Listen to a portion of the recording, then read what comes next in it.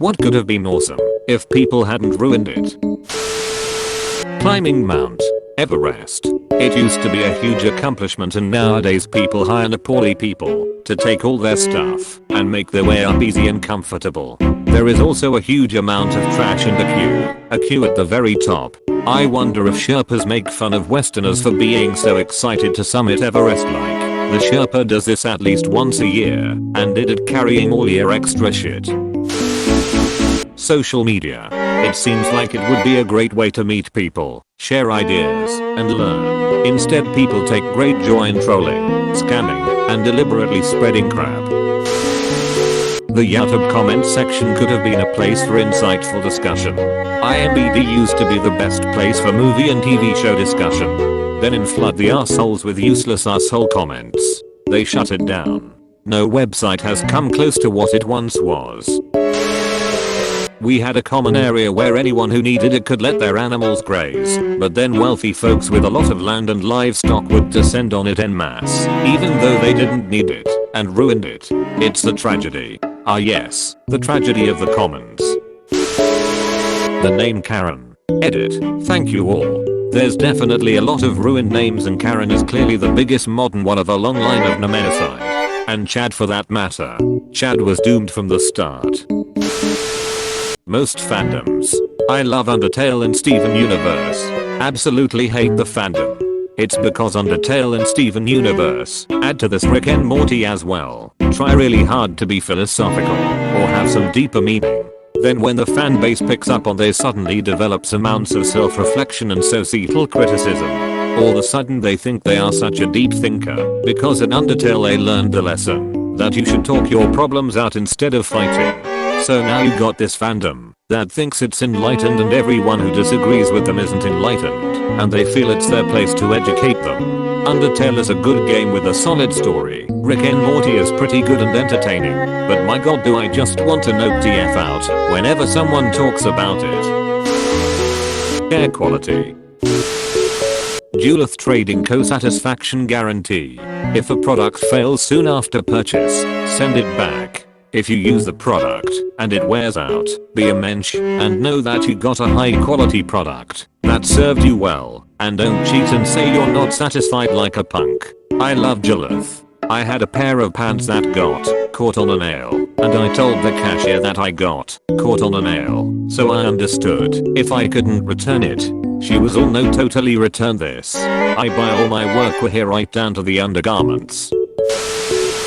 Kids being able to play and wander outside all day on their own without constant supervision. Oh, and the word back quote daddy. Daddy, chill.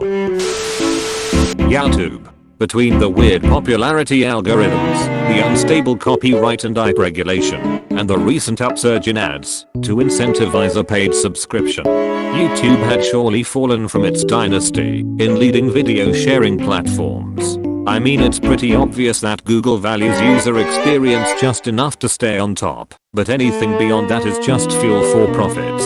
It's kinda weird how the internet shows just how much an economy can be fabricated. Just as the USA functions within a military-industrial complex, the internet ultimately profits from user inconvenience. Chat roulette. Cold bean so awesome to just randomly chat with someone in another country. But people had to ruin it by just having dicks on it all the time. Just like the feature in the early Nintendo 3DS days, where it would take a picture of your face when you would die in Star Fox or something, and send it to the player who killed you. They removed it because people were sending dick pics and kids were seeing them. Gender reveal parties. Should have just been a cute way to let people know if you're having a boy or a girl, but now people go to ridiculous lengths for their parties. The worst I've heard about was a couple that decided to set off an appropriately colored explosion and ended up starting a giant wildfire. I only wanted to do one so I could eat cake. I didn't want to invite anyone else. Just get a cake. My husband vetoed it because, as it turns out, when you're an adult you can just eat cake for no reason. User interface design. We put the graphic artists in charge. When I need a designer to make a website layout, I hand them wireframes that contain the mandatory info and structure. Then real fuck uppies when people pay to the graphic artists to develop them, and the next programmer to touch it can very well stick a carrot in the eye. Limericks. It was a vaccine for Lyme disease, but had the unfortunate timing of coming out when the anti-vaccine hysteria started. Where I'm in the northeast, 1 in 3 ticks carry the disease, and if not caught early can cause serious health risk for the rest of your life. If I won one of those insane lotteries like $1 billion, I would try to revive it. Or if every Reddit person sent me $0.50, I would try to get it funded. Using headsets to talk to people while playing a game. Then everyone brought their vulgarity and get good to it. If we could have chilled out, it would be a fun way to meet new people who share an interest. Almost every new feature added to an internet browser. Return policies. There were a lot of places, like Re and Bean, that had great return policies. However, people abusing them eventually led to the companies making them stricter. Yes, what it comes down to is that people have no integrity. People will return half-eaten meat, strawberries, and absolutely push the limits on what is returnable. On the one hand, I understand why people do this. A big company sold you something, you should get what you paid for. On the other hand, I think about all the dumb motherfuckers out there, and my god there are a lot of them, returning everything imaginable. I'm someone who just cuts my losses most of the time, because at the time of purchase, I understand what I'm buying, and I think through the life of the item I'm buying.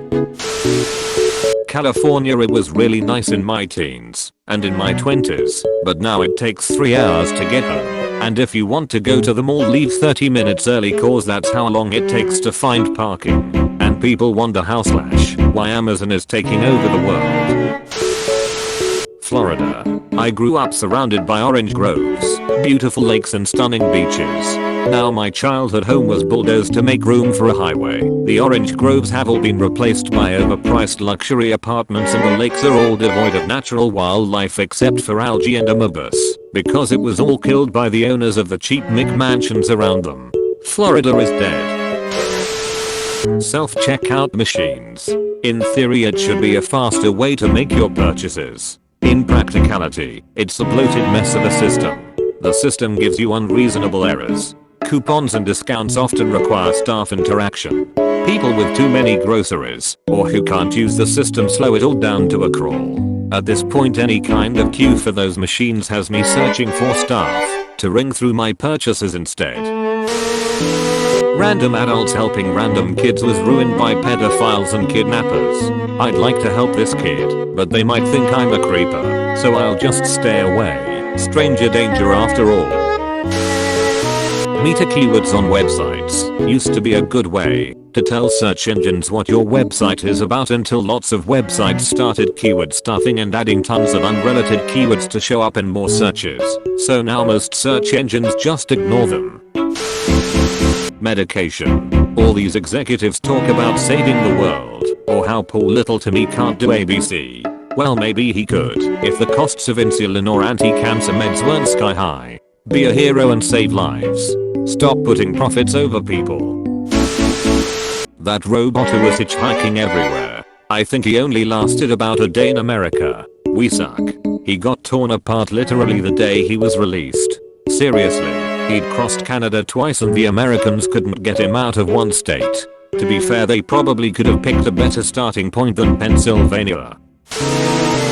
Flying drones as a hobby. I'm scared to fly my race quad in my local park now. This gave me flashbacks of literal 5-year-olds running up to me asking if they could have a turn. Because I've done this before, trust me, I'm a master. Haven't been drone flying in a while even with my small RC plane. Lawn darts. My friend and I used to play a lawn dart chicken with the old-fashioned metal tipped ones. You toss it straight up and see who can wait the longest to dive out of the way when it comes back down. He won when it hit him. Won.